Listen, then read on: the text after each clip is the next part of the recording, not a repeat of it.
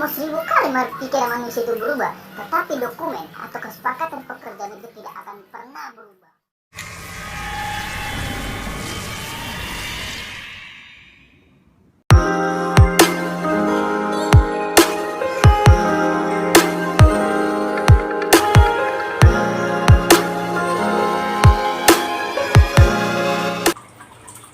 Halo bosku, selamat sore. Salam sejahtera buat kita semua. Semoga di hari ini apa yang kita kerjakan selalu berhasil bosku, dan kita selalu sehat, terhindar dari sakit penyakit, terhindar dari kuman-kuman, terutama virus corona bosku. Dan saya tidak selalu bosan mengingatkan kemanapun kita melangkah, keluar dari rumah, gunakan masker. Kita melindungi diri kita sendiri, kita juga melindungi orang lain bosku. Oke bosku, saya baru pulang dari kantor, jadi saya teringin makan Indomie. Ini Indomie, ini telur dadar. Harus ada telur dadar dimanapun saya makan bosku. Kalau ngiler, masak sendiri bosku. Kalau lapar, masak sendiri. Oke, hari ini saya mau tetap memberikan pandangan hukum kepada bosku dengan bahasa yang sederhana, dengan sambil makan biar kita santai. Karena kalau terlalu berat-berat agak mudah dicerna pikiran. Karena hidup ini sudah berat. Kalau dengar ceramah yang berat juga bikin pusing. Ya kan bosku? Oke, sambil makan saya akan berikan pandangan hukum.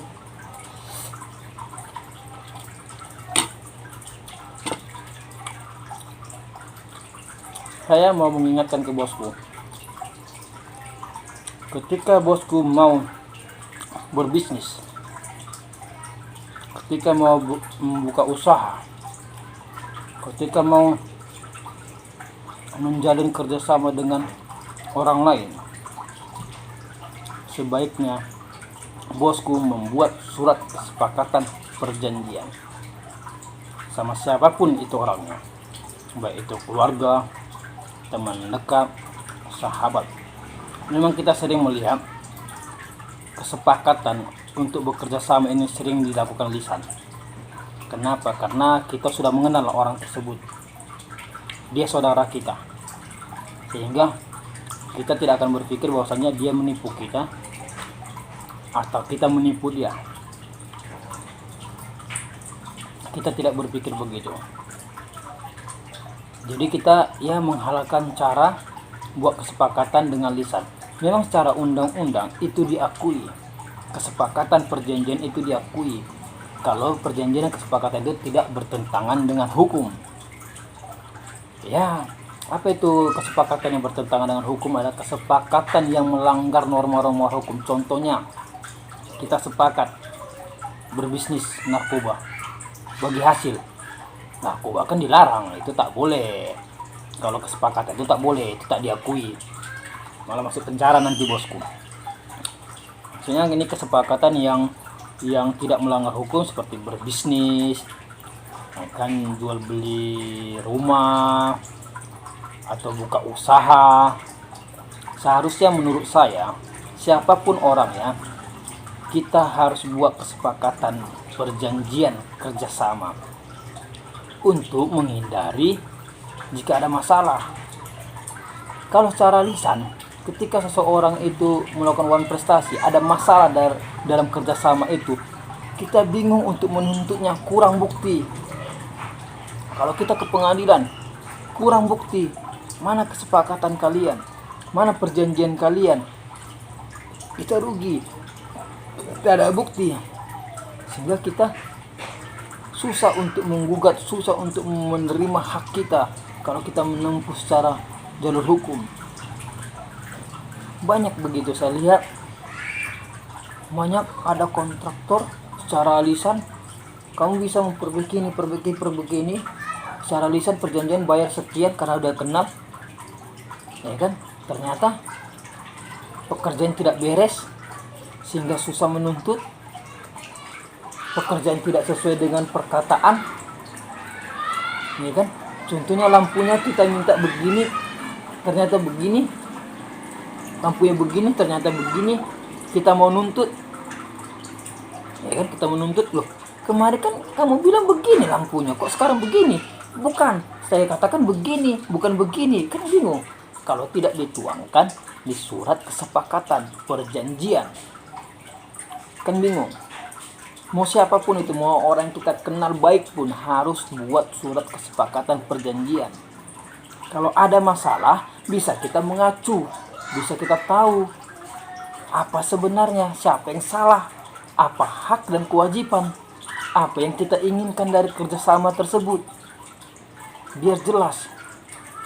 Kalau lisan tak jelas, bisa dia mengelak, bisa kita mengelak, dia tak jumpa titik terangnya. Tapi kalau kita buat surat kesepakatan perjanjian kerjasama tersebut, kalau ada masalah kita bisa buka. Kan seperti ini yang saya katakan, dan seperti ini gaji saya, seperti ini bagian saya, ini hak saya, ini kewajiban saya. Jelas di sana. Jangan mau cara lisan. Itu akan merugikan, karena manusia itu bisa berubah pikiran per detik. Ketika itu merugikan dia, merasa dia dirugikan, dia bisa berubah. Tapi surat yang kita buat, kesepakatan yang kita buat tidak akan berubah walaupun pikiran kita berubah. Makanya sesuai dengan kesepakatan itu kembali lagi. Mau 1000 kali pikiran manusia itu berubah, tetapi dokumen atau kesepakatan pekerjaan itu tidak akan pernah berubah.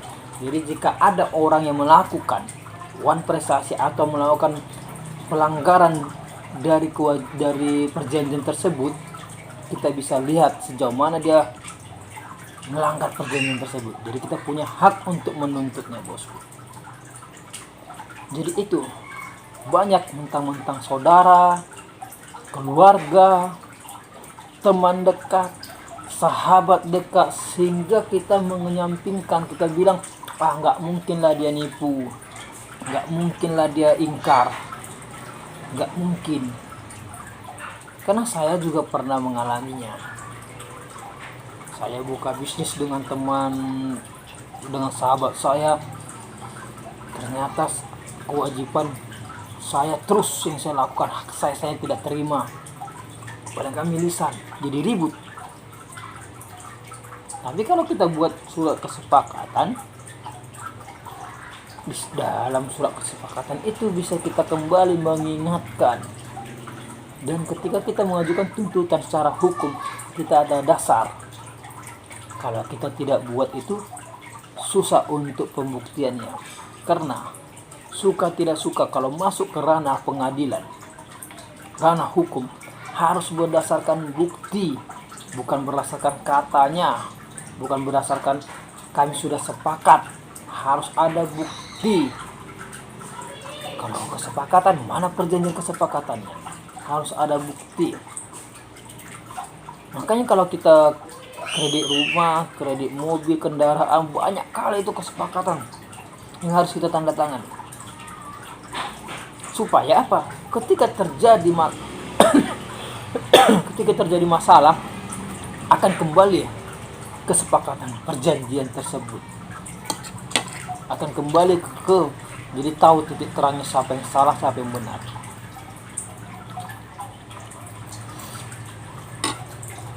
Jadi saran saya, bosku, tetap buat perjanjian kesepakatan kerja kalau kita sedang mau kerjasama dengan seseorang,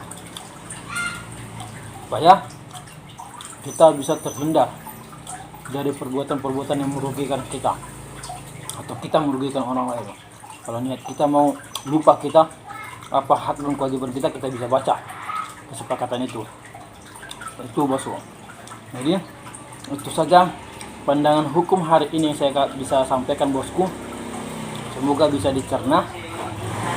Sekali lagi saya ingatkan, ketika bosku berbisnis atau mau buat kerjasama dengan seseorang, buatlah secara tertulis kesepakatan itu, jangan mau secara lisan, karena kalau secara lisan banyak yang dirugikan. Oke bosku, tetap semangat, tetap sukacita, tetap hindari perbuatan melawan hukum. Jangan lupa juga bahagia. Mari makan Indomie. semangat, tetap sukacita, salam sehat. Ini bukan kopi Joni.